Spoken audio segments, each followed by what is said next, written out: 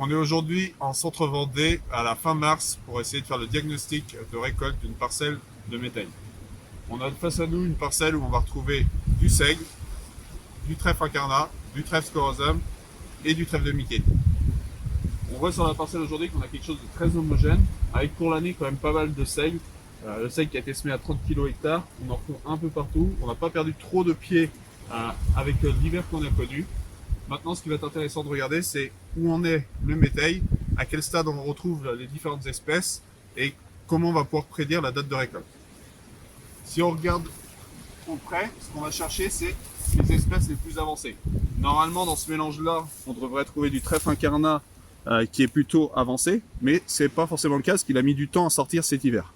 Par contre, on voit qu'au niveau des vesses velues, on commence à distinguer les premiers bourgeons et ils vont pas tarder à fleurir, ce qui va faire notre stade de récolte dès qu'on va avoir de la portance.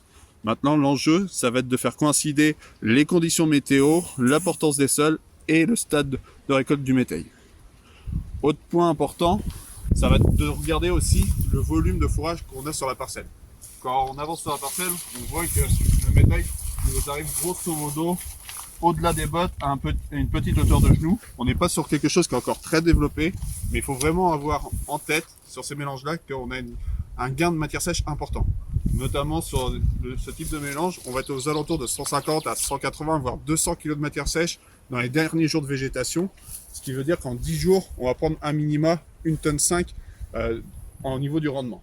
Là, à l'heure actuelle, quand on regarde la parcelle et qu'on essaie d'estimer, on est aux alentours d'autour de 2 tonnes. Est-ce que c'est 1,8 tonne ou 2,5 tonnes? C'est compliqué à dire, mais on est aux alentours de 2 tonnes. Et l'objectif, c'est d'aller chercher quelque chose qui fera autour de 3,5 tonnes, voire dans l'idéal 4 tonnes, sans dépasser pour autant le stade de récolte.